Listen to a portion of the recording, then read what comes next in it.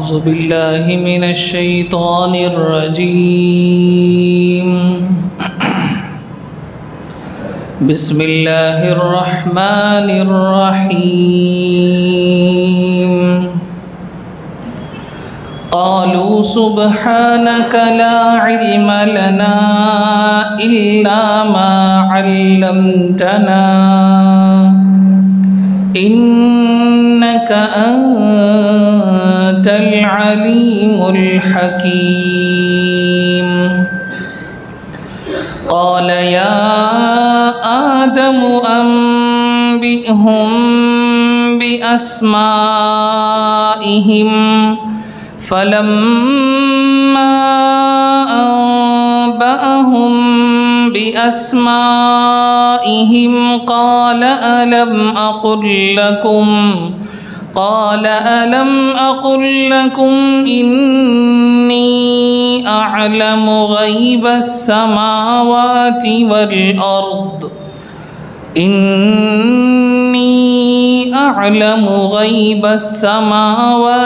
والأرض وأعلم ما تبدون وما كنتم تكتمون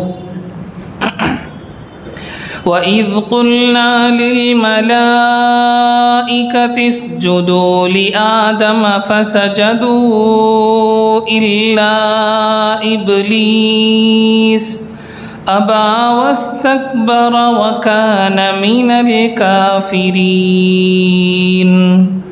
صدق اللہ العظیم۔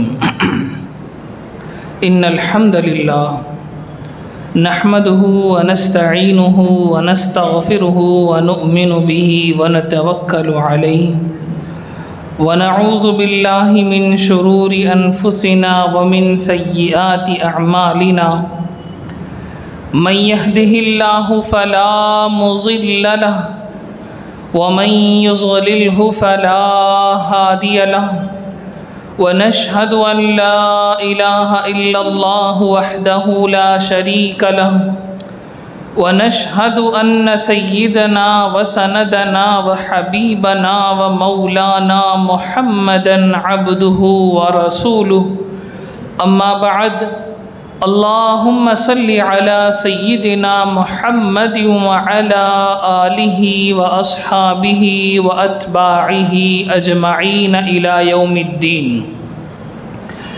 سب قسم کی تعریفیں، بڑائی، کبریائی صرف اور صرف اللہ وحدہ لا شریک لہ کے لائق ہے، اور بے شمار انگنت درود و سلام نازل ہو میرے اور آپ کے آقا تاجدار مدینہ، فخر موجودات، سید الکائنات، شفیع المذنبین، خاتم النبیین حضرت محمد الرسول اللہ صلی اللہ علیہ وسلم کی مبارک ذات پر، جن کو اللہ رب العزت نے پورے انسانوں کی طرف قیامت تک کے لیے آخری نبی اور آخری رسول بنا کر بھیجا۔ آپ کے بعد قیامت تک کوئی نیا نبی یا نیا رسول پیدا نہیں ہو سکتا۔ بزرگان محترم، سورۃ البقرہ کا یہ چوتھا رکوع چل رہا ہے۔ کئی ساری آیتوں کی تفسیر ہم مکمل کر چکے ہیں اور کئی سارے مضامین ہم بہت تفصیل سے بیان کر چکے ہیں۔ واقعہ یہ تھا کہ اللہ رب العزت نے فرشتوں کے سامنے انسان کو پیدا کرنے کا عندیہ جتلایا۔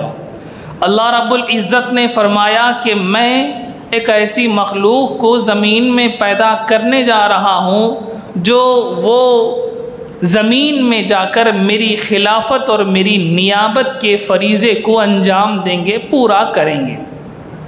فرشتوں نے سوچا کہ اس سے پہلے اس روئے زمین پر جنات کا بسیرا تھا، یہاں جنات رہا کرتے تھے، اب یہاں ایک دوسری مخلوق پیدا کی جا رہی ہے تو وہ بھی جنات کی طرح خون خرابہ کرے گی، فتنہ و فساد پیدا کرے گی۔ تو انہوں نے کہا کہ اے اللہ، ضروریات کو پورا کرنے کے لیے، ذمہ داریوں کو نبھانے کے لیے ہم موجود ہیں، ہم آپ کی تسبیح، آپ کی تقدیس کو بیان کرنے کے لیے حاضر ہیں۔ ایک نئی مخلوق کو پیدا کیوں کیا جائے؟ ایک نئی مخلوق کو پیدا کیوں کیا جائے جو زمین میں جا کر فساد مچائے گی، ہنگامہ برپا کرے گی؟ رب العزت نے فرشتوں کو دو طرح سے سمجھایا۔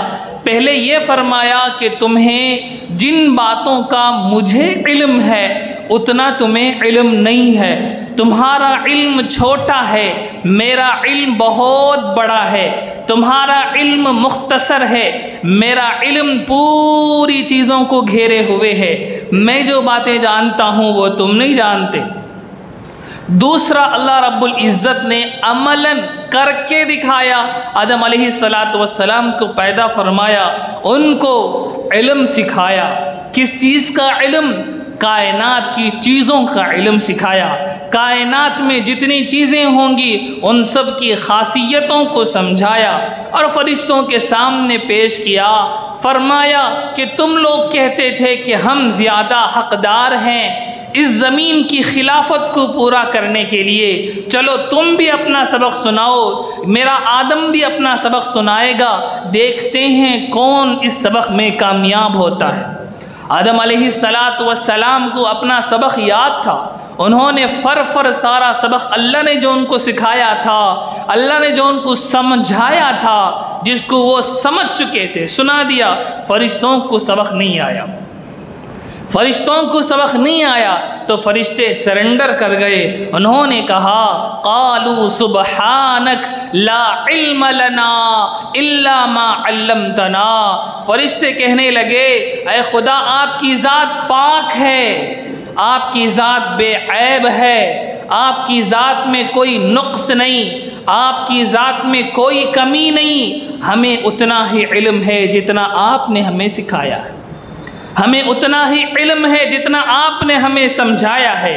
آپ نے جو سکھایا وہ ہم جانتے ہیں، آپ نے جو ہمیں نہیں سکھایا وہ ہمیں معلوم نہیں ہے۔ سرنڈر کر گئے اور فرمانے لگے انک انت العلیم الحکیم، اے اللہ آپ بہت علم والے ہیں، بہت حکمت والے ہیں، آپ کی حکمت کا ہمیں اندازہ نہیں، آپ کے علم کا ہمیں اندازہ نہیں۔ آپ نے اپنے علم کی وجہ سے انسان کو پیدا کیا، آپ نے اپنی حکمت کی وجہ سے انسان کو پیدا کیا، ہمیں اتنا علم نہیں، ہمیں اتنی حکمت نہیں۔ میرے بھائیوں یہاں یہ بات سمجھیں، اللہ کے ہر کام میں حکمت ہے، اللہ کے ہر فعل میں حکمت ہے۔ حکمت کے بغیر اللہ کچھ نہیں کرتے، حکمت کے بغیر اللہ کچھ بھی نہیں کرتے۔ اللہ حکیم ہے، اللہ حکیم ہے۔ ہم انسانوں میں سے کوئی بھی عقل والا انسان کوئی بیکار کام نہیں کرتا، کوئی بیکار کام کو پروموٹ نہیں کرتا، کسی بیکار کام کو اچھا نہیں سمجھتا۔ اللہ کا علم وراء الورا ہے، پوری کائنات کو گھیرا ہوا ہے، اللہ بھی کوئی بیکار کام نہیں کرتے۔ اللہ کی ہر کام کے پیچھے کوئی نہ کوئی حکمت چھپی ہوئی ہوتی ہے۔ یہ اور بات ہے کہ اس حکمت کا ہمیں بسا اوقات علم نہیں ہوتا، ہمیں نہیں معلوم ہوتا کہ اللہ نے ایسا کیوں کیا، لیکن اگر ہمیں پتہ چل جائے کہ اس لیے اللہ نے یہ کام کیا ہے تو وہ کام بالکل صحیح ہوگا، بالکل صحیح ہوگا۔ یہ حقیقت ہے میرے بھائیوں۔ اگر انسان اس بات کو سمجھ جائے، اپنے دل کی گہرائیوں میں اتار لے کہ اللہ کا کوئی کام حکمت سے خالی نہیں ہوتا، اللہ کا کوئی کام بیکار نہیں ہوتا، اللہ کا کوئی کام خراب نہیں ہوتا، اللہ کا کوئی کام شر نہیں ہوتا، پھر انسان اس دنیا میں سکون اور اطمینان کے ساتھ زندگی گزارے گا۔ مجھے نفع مل رہا ہو، یہ اللہ کی حکمت کا تقاضا ہے کہ مجھے نفع ملے۔ کوئی دھندا میں کروں اس میں نقصان ہو جائے، اللہ کی حکمت کا تقاضا ہے کہ وہاں نقصان ہو۔ اگر وہاں نفع ہوتا تو اس کا اتنا بڑا نقصان ہوتا جتنا نقصان اس کا اب ہوا ہے، اس سے کہیں زیادہ وہ بڑا نقصان ہوتا۔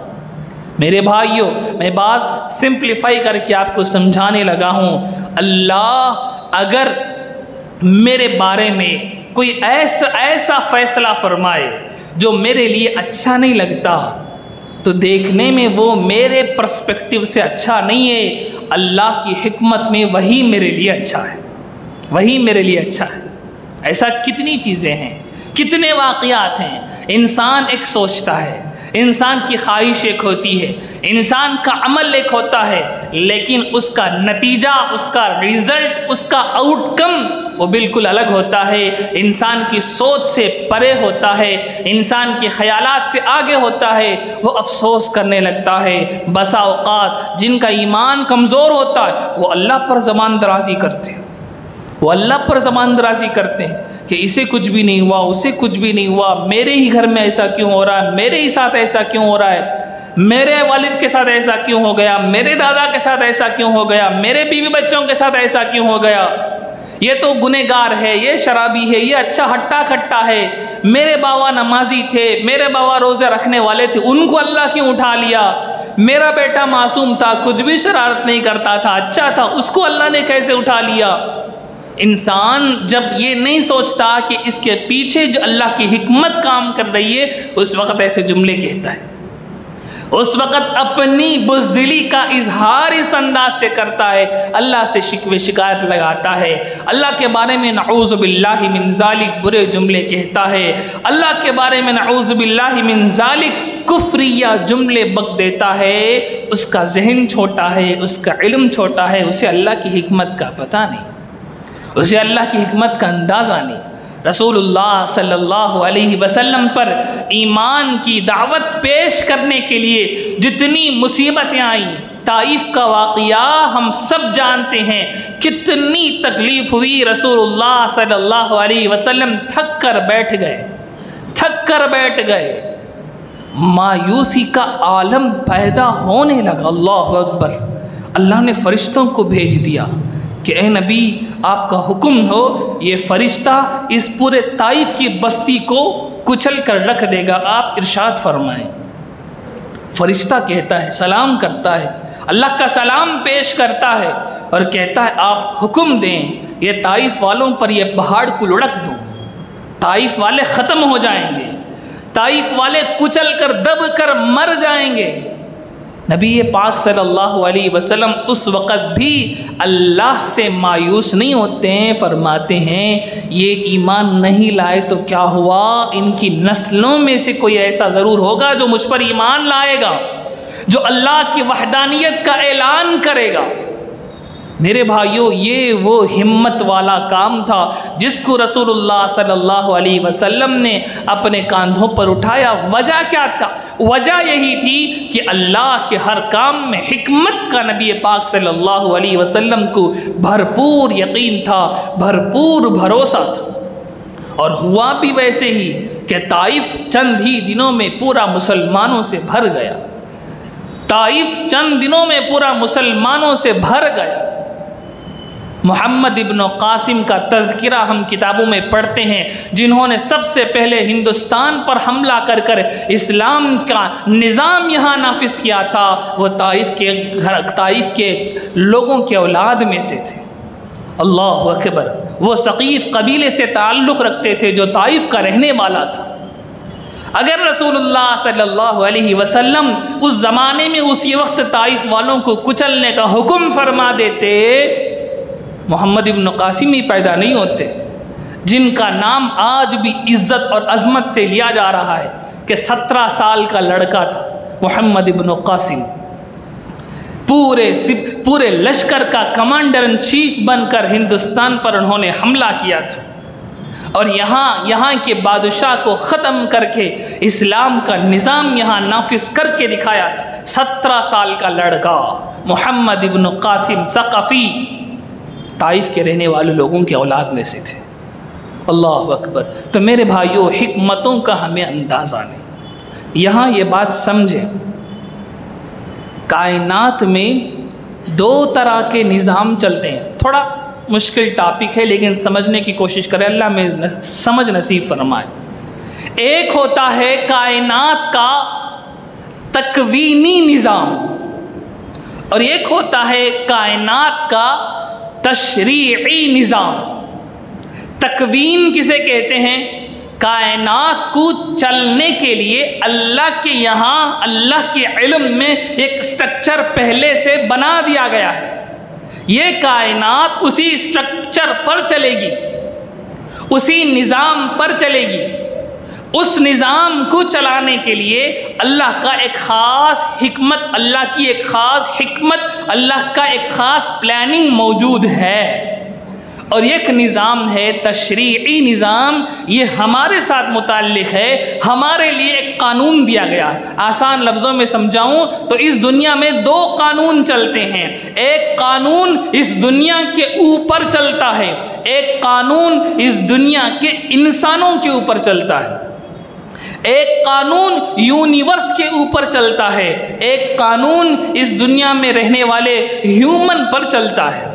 جو قانون، جو لا یونیورس پر چلتا ہے اسے ہم کہتے ہیں تکوینی قانون. مثال سے سمجھیں، سورج نکلے گا، کب نکلے گا، کیسے نکلے گا، اس کی روشنی کیا ہوگی، تکوینی نظام اس کو ڈیسائیڈ کرے گا. چاند کب نکلے گا، کیسے نکلے گا، چاند کی روشنی کیا ہو، چاند کی شکل کیا ہو، اس کا سٹرکچر کیا ہو، اس کا بیہیویئر کیا ہو، اس کو اللہ کا وہ تکوینی نظام فیصلہ کرتا ہے. کب بارش ہوگی، کب بارش نہیں ہوگی، کب سمندر ابلے گا، کب سمندر نہیں ابلے گا، سمندر میں پانی کتنا ہو، کتنا اس کے اندر کی لہریں آئیں، کتنا موجیں آئیں، کتنی مچھلیاں ہوں، کتنے اندر دوسرے جانور ہو، زمین میں ہوائیں کب چلیں، ہوائیں کب نہ چلیں، شمال سے جنوب کی طرف، جنوب سے شمال کی طرف، ایسٹ سے ویسٹ کی طرف، ویسٹ سے ایسٹ کی طرف کب ہوائیں چلیں، کون سی ندیاں بہیں، کون کس کو پیدا کیا جائے، کس کو مارا جائے. یہ سارا جو نظام چلتا ہے یونیورس کے اوپر، یہ تکوینی نظام ہے. اس میں ہمارا کوئی دخل نہیں ہے، اس میں ہمارا کوئی دخل نہیں ہے، ہماری کوئی طاقت اس میں کام نہیں کرتی. اور ایک ہوتا ہے تشریعی نظام، جس کو اللہ نبیوں کے ذریعے سے بھیجتے ہیں، اسے کہتے ہیں تشریعی نظام. دین الاسلام انسانوں کو دیا گیا ہے، یہ تشریعی نظام ہے کہ ہمیں حکم دیا گیا جھوٹ نہ بولو، چوری نہ کرو، بدکاری نہ کرو، نامحرموں کو نہ دیکھو، گناہ نہ کرو، نماز پڑھو، عبادت کرو، اللہ کی طاعت کرو، یہ کرو، یہ نہ کرو، ایسا کرو، ایسا نہ کرو. یہ ساری چیزیں تشریعی نظام ہے. تکوینی نظام اور تشریعی نظام یہ دونوں ایک دوسرے سے جڑنے والے ہیں. اللہ رب العزت کی یہ سنت ہے کہ دیکھیں کتنے لوگ محنت کرتے ہیں، کتنے لوگ دین کے لیے کام کرتے ہیں، کتنے لوگ اس کام میں سکسس ہوتے ہیں، کتنے لوگ سکسس نہیں ہوتے. کیوں؟ جو لوگ سکسس ہوتے ہیں، تکوینی نظام، یونیورسل لا یہ ڈیسائیڈ کرتا ہے کہ اسے اس کام میں سکسس دلانی ہے. اور کوئی آدمی اپنے کام میں فائل ہو جاتا ہے تو یونیورسل لا ہی ڈیسائیڈ کر رہا ہوتا ہے کہ اس کو اس کام میں آگے نہیں بڑھانا ہے. کیوں آگے نہیں بڑھا؟ اللہ کی حکمت ہے. یہ میں کہہ رہا ہوں کہ ہم اتنا سمجھیں، اللہ رب العزت یہ جو کچھ نظام چلا رہے ہیں اس کے پیچھے سراسر حکمت ہے، سراسر حکمت ہے. اب بات آگے آتی ہے اگلی آیت میں. اللہ رب العزت تکوینی نظام کو، یونیورسل لا کو امپلیمنٹ کرنے کے لیے فرشتوں کو بھیجتے ہیں. بارش برسانے کا ایک فرشتہ، روح نکالنے کا ایک فرشتہ، انسان کے اعمال اخلاق کو لکھنے والا ایک فرشتہ. اس طرح فرشتوں کے ڈھیر سارے قسموں کو اللہ زمین پر اتارتے ہیں تکوینی نظام کے لیے. اسی طرح انہی تکوینی نظام کو چلانے والے قطب ہوتے ہیں، انہی تکوینی نظام کو مدد کرنے والے ابدال ہوتے ہیں، انہی تکوینی نظام کو چلانے والے غوث ہوتے ہیں. یہ تکوینی نظام والے لوگ ہیں. تشریعی نظام کے لیے اللہ نبیوں کو بھیجتے ہیں، اللہ رسولوں کو بھیجتے ہیں. رسول نبیوں کا سلسلہ ختم ہو گیا تو اللہ علماء کو پیدا کرتے ہیں جو اس تشریعی نظام کو چلانے والے ہیں. اب زمین میں تشریعی نظام اللہ کا چلے گا، اس کو چلانے کے لیے اللہ کا ایک پک کیا ہوا، چنا ہوا بندہ ہوگا، اسی کو خلیفہ کہتے ہیں. اللہ ویسے ہی انسان کو پیدا کرنے کی بات فرشتوں سے فرمائے تھے. بات سمجھ میں آ رہی ہے؟ میں باتوں کو کنیکٹ کر رہا ہوں. یہ کنیکشن اس لیے ضروری ہے کہ یہ اتنا بڑا مقام جو فرشتوں کو نہیں دیا گیا، انسان کو کیوں دیا گیا؟ اس لیے دیا گیا کہ اس تشریعی نظام کے لیے فرشتے ایبل نہیں تھے، فرشتوں کے اندر اتنی کیپیسٹی نہیں تھی کہ تشریعی نظام کو وہ لوگ لے کر چلائیں۔ تکوینی نظام کو چلانے کے لیے فرشتے ایبل تھے، فرشتے لائق تھے۔ اس لیے آج بھی تکوینی کنٹرول فرشتوں کے ہاتھ میں ہے، لیکن تشریعی کنٹرول اللہ نے حضرت انسان کو عطا فرمایا ہے۔ تو اب خلیفہ کی کیا ذمہ داریاں ہوں گی؟ خلیفہ کی ایک ذمہ داری ہوگی کہ وہ اللہ سے تشریعی نظام کو ریسیو کرے اور اس کو زمین میں امپلیمنٹ کرے، اللہ کے تشریعی نظام کو ریسیو کرے اور اللہ کے اس نظام کو ریسیو کرنے کے بعد زمین میں امپلیمنٹ کرے۔ ریسیو اور امپلیمنٹیشن یہ دو چیزیں ہی نبیوں کی ذمہ داری ہے، اور سارے انبیاء نے اپنے اپنے زمانے میں یہ دونوں کام بہت عمدہ طریقے سے کر کے دکھائے۔ چنانچہ شروع خلیفہ ہیں حضرت آدم علیہ السلام اور آخری خلیفہ ہیں حضرت محمد الرسول اللہ صلی اللہ علیہ وسلم۔ خلافت اللہ کی ڈائریکٹ ختم ہو جاتی ہے محمد الرسول اللہ صلی اللہ علیہ وسلم پر، اور آپ کے بعد محمد الرسول اللہ صلی اللہ علیہ وسلم کے خلیفہ پیدا ہوتے ہیں۔ محمد الرسول اللہ صلی اللہ علیہ وسلم کے خلیفہ بھیجے جاتے ہیں۔ گویا کہ آدم علیہ السلام سے لے کر ہمارے نبی تک سارے خلیفۃ اللہ تھے، اور ہمارے نبی کے بعد خلیفۃ رسول اللہ ہے۔ خلیفۃ اللہ کا منصب نبیوں کا ہے، خلیفۃ رسول اللہ کا منصب یہ خلفائے راشدین کا منصب ہے۔ اللہ کے نبی علیہ السلام نے فرمایا میری امت میں 12 خلفاء آئیں گے جن سے اسلام کی عزت جگمگا جائے گی، جن سے اسلام کی عزت پھول اٹھے گی۔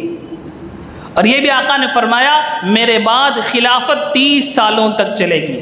چنانچہ علماء نے لکھا ہے کہ خلافت راشدہ 2 طرح کی ہوتی ہے، ایک ہے خلافت راشدہ خاصہ اور ایک خلافت راشدہ عامہ۔ خلافت راشدہ خاصہ یہ 30 سال تک ہی تھی، یعنی حضرت ابوبکر، حضرت عمر، حضرت عثمان اور حضرت علی رضی اللہ تعالی عنہم اجمعین، ان چاروں خلفاء کی خلافت کو جوڑا جائے، انہوں نے جتنے سال خلافت کی تھی ان کو ایڈ کیا جائے تو وہ 30 سال بنتے ہیں۔ بعض علماء نے لکھا ہے کہ سیدنا حسن رضی اللہ عنہ کی خلافت بھی اس میں ایڈڈ ہے۔ اور خلافت راشدہ عامہ یہ قیامت تک چلے گی، یہ قیامت تک چلے گی۔ اس میں 12 خلفاء ایسے آئیں گے جو رسول اللہ صلی اللہ علیہ وسلم کی سچی خلافت قائم کریں گے۔ علماء نے لکھا ہے کہ 11 خلفاء آ چکے ہیں، 11 خلفاء آ چکے ہیں، ایک خلیفہ باقی ہے، وہ حضرت مہدی علیہ رضوان قیامت سے پہلے پیدا ہوں گے، اور وہ نبی پاک صلی اللہ علیہ وسلم کے دین کو پوری دنیا میں صحیح معنوں میں نافذ کریں گے۔ ان 12 خلفاء میں 4 تو وہی خلفائے اربعہ ہیں، اور 5 میں حضرت حسن رضی اللہ تعالیٰ عنہ ہیں، اور 6 حضرت معاویہ رضی اللہ تعالیٰ عنہ ہیں، اور 7ویں حضرت حسن رضی اللہ تعالیٰ عنہ ہیں، اور بھی مختلف ناموں کو علماء نے شمار کرایا ہے۔ اور آخری خلیفہ جو پیدا ہوں گے، ایسا نہیں کہ پیدا ہو چکے ہیں، پیدا ہوں گے، وہ حضرت مہدی علیہ الرضوان ہیں۔ بہرحال یہ خلافت کی خصوصیت میں آپ کے سامنے رکھ رہا ہوں۔ نبی پاک صلی اللہ علیہ وسلم کو اللہ نے اپنا آخری خلیفہ بنا کر بھیجا، اسی لیے ہمارا ایمان ہے، ہمارا یقین ہے کہ خلافت اللہ کی خلافت محمد الرسول اللہ صلی اللہ علیہ وسلم پر ختم ہو گئی۔ آپ کے ذہنوں میں سوال ہوگا کہ عیسیٰ علیہ السلام بھی تو بعد میں آئیں گے، عیسیٰ علیہ السلام بھی تو قیامت کے بعد قیامت سے پہلے آئیں گے، تو اس کے بارے میں یہ سن لیں کہ عیسیٰ علیہ السلام نبی پاک صلی اللہ علیہ وسلم سے پہلے کے خلیفہ، بعد میں نہیں، بعد میں کوئی بھی نبی کوئی بھی رسول پیدا ہو کر نہیں آ سکتا. پہلے والا کوئی نبی بعد میں آ جائے تو اس سے کوئی فرق نہیں پڑتا. عیسیٰ علیہ السلام جب تشریف لائیں گے وہ نبی ہونے کی حیثیت سے ہی تشریف لائیں گے. وہ نبی ہونے کی حیثیت سے تشریف لائیں گے. اللہ ان کی نبوت کو چھین نہیں لیں گے, وہ نبی ہی ہوں گے, لیکن عمل کریں گے محمد رسول اللہ صلی اللہ علیہ وسلم کی شریعت پر. بہرحال خلافت راشدہ خلیفہ کے بارے میں یہ باتیں سمجھ لینی بہت زیادہ ضروری ہیں, کیونکہ اللہ رب العزت نے ان آیات میں اسی خلیفہ کا تذکرہ فرمایا ہے. اگلی آیت ہے آیت نمبر 30 پر 33. اللہ فرماتے ہیں قال یا آدم انبئہم باسمائہم, اللہ نے فرمایا اے آدم ان کو اپنے ان چیزوں کے نام بتاؤ. فلما انبأہم باسمائہم, پھر جب آدم علیہ السلام نے ان ساری چیزوں کے نام ان فرشتوں کے سامنے بتائے, پڑھ کر سنائے, قال الم اقل لکم انی اعلم غیب السماوات والارض, اللہ فرمانے لگے کیا میں نے تم لوگوں سے نہیں کہا تھا کہ غیب کا علم میرے پاس ہے؟ کیا میں تم لوگوں سے نہیں کہا تھا کہ آسمانوں اور زمین کے غیب کا علم میرے پاس ہے؟ وَأَعْلَمُ مَا تُبْدُونَ وَمَا كُنْتُمْ تَكْتُمُونَ, اور جو باتیں تم ظاہر کرتے ہو ان کو بھی میں جانتا ہوں, جو تم چھپا رہے ہو ان کو بھی میں جانتا ہوں. مفسرین نے یہ واقعہ لکھا ہے کہ اللہ رب العزت نے آدم علیہ السلام کو جب پیدا فرمایا تو روح ڈالنے سے پہلے فرشتوں اور ابلیس کے درمیان, جیسے میں نے ابلیس کے بارے میں کہا تھا کہ وہ فرشتوں کے سنگت بہت زمانہ رہا ہے, تو دونوں کے درمیان بات چیت ہوئی کہ اللہ ایک مخلوق پیدا کرنے جا رہے ہیں, اللہ ایک مخلوق پیدا کرنے جا رہے ہیں, اور اس مخلوق کو ہو سکتا ہے کہ ہمارے اوپر برتری, عزت, عظمت عطا کریں گے. تو فرشتوں نے کہا اگر اللہ اس مخلوق کو ہم سے معزز بناتے ہیں ہم مان جائیں گے. فرشتے سرنڈر ہو گئے, اسی وقت سرنڈر ہو گئے تھے. ابلیس نے کہا کہ میں نہیں مانوں گا. ابلیس نے کہا میرے سے زیادہ عزت والی, عظمت والی مخلوق اگر بنائی جائے گی میں نہیں مانوں گا. علماء کہتے ہیں اللہ اسی واقعے کو اس آیت کریمہ میں کوٹ کر رہے ہیں, وَأَعْلَمُ مَا تُبْدُونَ وَمَا كُنْتُمْ تَكْتُمُونَ, جو تم ظاہر کرتے ہو, جو تم اپنے اندر چھپاتے ہو, ان سب کو میں جانتا ہوں. اللہ کی یہ خصوصی صفت ہے کہ اللہ رب العزت کے لیے کوئی چیز چھپی ہوئی نہیں ہے, ہم لوگوں کے لیے چھپی ہوئی ہے. میرے سینے میں کیا خیالات ہیں, میرے دل کے اندر کیا خیالات ہیں آپ کو نہیں معلوم, کسی کو نہیں معلوم. آپ کے دل کے اندر کیا کیا گمان ہیں, آپ اپنے دماغ میں کیا کیا سوچ رہے ہیں, آپ کے پڑوس میں بیٹھے ہوئے انسان کو بھی نہیں معلوم. اللہ کے لیے ایسی کوئی چیز نہیں ہے. اللہ کے لیے ساری چیزیں حاضر ہیں, اللہ کے لیے ساری چیزیں سامنے کی طرح ہیں, کوئی چیز اللہ کے لیے چھپی ہوئی نہیں ہے, ڈھکی ہوئی نہیں ہے. اللہ فرماتے ہیں ما تخفی الصدور, تم جو اپنے دلوں کے اندر چھپاتے ہو اس کو بھی وہ جانتا ہے. یعلم خائنۃ الاعین, تمہاری آنکھوں میں, تمہاری آنکھیں جو خیانت کرتی ہیں اللہ ان کو بھی جانتے ہیں. یعنی کوئی نامحرم تھی یا نہ دیکھنے والی جگہ تھی, ہم نے کنکھیوں سے, آنکھوں کے کنارے سے اس چیز کو بھی دیکھ لیا, کسی کو کچھ بھی خبر نہیں ہوئی. اللہ فرماتے ہیں اس کو بھی میں جانتا ہوں, اس کو بھی میں جانتا ہوں. تم اپنے آنکھوں کی کھنکیوں سے, اپنے آنکھوں کے کناروں سے جو چیزیں دیکھ لیتے ہو اس کو بھی میں جانتا ہوں. تم سمجھ رہے ہو کہ کسی نے نہیں دیکھا, اللہ فرماتے ہیں میں بیٹھا دیکھ رہا ہوں. تو اللہ کے لیے کوئی چیز چھپی ہوئی نہیں ہے. تو یہی بات اللہ نے فرشتوں سے کہی تھی کہ تم لوگ جو چھپاتے ہو زمین و آسمان کے غیب میں جانتا ہوں, کیونکہ اسی نے پیدا کیا ہے زمین کو, اسی نے زمین میں جو کچھ ہے سب کو پیدا کیا ہے. انسان نہیں جانتے کتنی چیزیں اب تک ایسی ہیں جس کو اب تک انسان ڈسکور نہیں کر سکا. سمندر کی تہ میں کتنی مخلوقات ہیں, سائنسدانوں کو بھی ان کا پتہ نہیں, سائنسدانوں کو بھی ان کا اندازہ نہیں. سمندر کی دنیا کتنی وسیع ہے, کتنی کشادہ ہے, کسی کو کچھ نہیں معلوم. سب اندازے ہیں, سب یہی کہتے ہیں کہ بہت کچھ اور بھی ہے جس کو ہم نے ڈسکور نہیں کیا ہے, جس کو ہم نے اب تک ایکسپوز نہیں کیا ہے. اتنی بڑی کائنات کا ذرہ ذرہ اللہ کے علم میں ہے، اتنی کائنات کا ذرہ ذرہ اللہ کے علم میں ہے کہ آسمانوں میں کیا ہے، آسمانوں سے پرے اوپر کیا ہے، زمین میں کیا ہے، زمین کی تہ میں کیا ہے، سب کچھ اللہ کے علم میں ہے۔ وہی اللہ فرماتے ہیں وَأَعْلَمُ مَا تُبْدُونَ وَأَعْلَمُ مَا تُبْدُونَ وَمَا كُنْتُمْ تَكْتُمُونَ۔ اگلی آیت اللہ فرماتے ہیں، آیت نمبر 34 وَإِذْ قُلْنَا لِلْمَلَائِكَةِ اسْجُدُوا لِآدَمَ فَسَجَدُوا إِلَّا إِبْلِيسَ، اور جب ہم نے آدم سے کہا، اور جب ہم نے فرشتوں سے کہا اسجدوا لآدم، آدم علیہ السلام کا سجدہ کرو، فسجدوا الا ابلیس، تو سارے فرشتوں نے سجدہ کیا، سجدے میں گر گئے، الا ابلیس، مگر ابلیس سجدہ نہیں کیا، ابا واستکبر، اس نے انکار کیا اور تکبر کیا، وکان من الکافرین، اور وہ کافروں میں سے تھا۔ اللہ نے سجدے کا حکم سب کو کیا تھا، فرشتے تھے، بعض مفسرین نے لکھا ہے پوری مخلوقات کو کیا تھا، فرشتے سب سے افضل تھے، جنات بھی تھے، سب کو اللہ نے سجدے کا حکم کیا تھا، سب نے سجدہ کیا، ابلیس مکر گیا، ابلیس سجدہ نہیں کیا۔ ابلیس کا آرگیومنٹ کیا تھا؟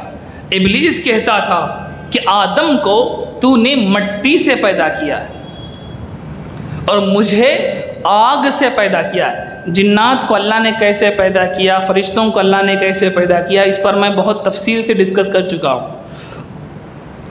تو ابلیس نے کہا مجھے آگ سے بنایا، آگ اوپر اٹھتی ہے، زمین مٹی نیچے جاتی ہے۔ آگ کی خاصیت کیا ہے؟ اوپر اٹھنا، بلند ہونا۔ مٹی کی خاصیت کیا ہے؟ نیچے جانا۔ آپ آگ کو نیچے ڈالیں تو بھی آگ اوپر کو جاتی ہے، اور مٹی کو اوپر بھی ڈالیں تو مٹی نیچے کو جاتی ہے۔ تو مٹی کے اندر ذلت ہے، مٹی کے اندر عاجزی ہے، مٹی کے اندر انکساری ہے، مٹی پیروں میں روندی جاتی ہے، مٹی کا درجہ نیچا ہے، آگ عظمت والی ہے۔ یہ اس نے ایکسکیوز کیا تھا۔ بات تو ٹھیک ہے، ایسے ہی ہے، بات ایسے ہی ہے، بات ٹھیک ہے، لیکن حکم کس کا تھا؟ بات ٹھیک ہے، مٹی نیچے ہی جاتی ہے، آگ اوپر ہی جاتی ہے، لیکن حکم کس کا ہے؟ حکم رب کا ہے، رب الارباب کا ہے، احکم الحاکمین کا ہے۔ اس کے حکم کے سامنے دماغ نہیں چلتا، اس کے حکم کے سامنے دماغ کی منطق کو نہیں دوڑا جائے گا۔ اللہ نے کہا، کہہ دیا، میری سمجھ میں آئے نہ آئے مجھے ماننا، یہی تو ایمان ہے، یہی تو اسلام ہے، یہی وہ بیس ہے جہاں سے ابلیس مردود ہوا۔ میں یہ بات اس لیے سمجھا رہا ہوں کہ ایک مسلمان بھی نماز نہیں پڑھتا ہے، شیطان نے بھی سجدہ نہیں کیا تھا۔ آج کے کتنے مسلمان ہیں جو لوگ نماز نہیں پڑھتے یعنی سجدہ نہیں کر رہے ہیں؟ اللہ اکبر۔ شیطان نے بھی سجدے کا انکار کیا، شیطان نے بھی سجدہ نہیں کیا، اور آج کتنے مسلمان ہیں جو روزانہ 5 وقت کی نمازوں میں سجدہ نہیں کرتے۔ دونوں میں فرق کیا ہے؟ وہ فرق میں سمجھانے لگا ہوں کہ شیطان نے سجدہ نہیں کیا، یہ نہیں، شیطان نے سجدے کا انکار کیا، اور مسلمان سجدے کا انکار تو نہیں کر رہا، اس لیے دونوں برابر نہیں ہیں، اس لیے دونوں برابر نہیں ہے۔ لیکن ایک حساب سے ایسا لگتا ہے کہ اس نے بھی سجدہ نہیں کیا، اسی لیے علماء، اسی لیے نبی پاک صلی اللہ علیہ وسلم نے فرمایا، من ترک الصلاۃ متعمدا فقد کفر، جس نے جان بوجھ کر نماز چھوڑی اس نے کفر کیا، کفر کیا۔ کیوں؟ جیسے ابلیس نے انکار کیا تھا ویسے اس نے انکار تو نہیں کیا، لیکن اپنے عمل سے یہ دکھا رہا ہے کہ مجھے سجدہ کرنے کی ضرورت نہیں ہے۔ اللہ حفاظت فرمائے۔ اب یہاں ایک اہم مسئلہ ہے جس کو میں سمجھاؤں تو پورا وقت نکل جائے گا، انشاءاللہ العزیز اس کو میں اگلی نشست میں سمجھانے کی کوشش کروں گا۔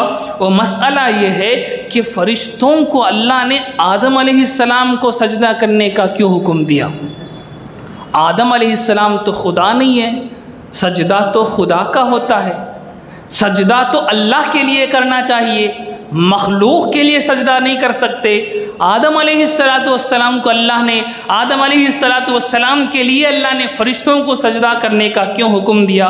یہ سوچنے اور سمجھنے کا مسئلہ ہے۔ انشاءاللہ العزیز اس پر ہم اگلی نشست میں گفتگو کریں گے۔ رب العزت سے دعا فرمائے اللہ رب العزت ہمیں عمل کی توفیق نصیب فرمائے، سنی ہوئی باتوں کو سمجھنے، ان کو دلوں میں اتارنے کی توفیق اور جذبہ نصیب فرمائے، آمین۔ وآخر دعوانا ان الحمد للہ رب العالمین۔ لک الحمد ولک الشکر یا اللہ۔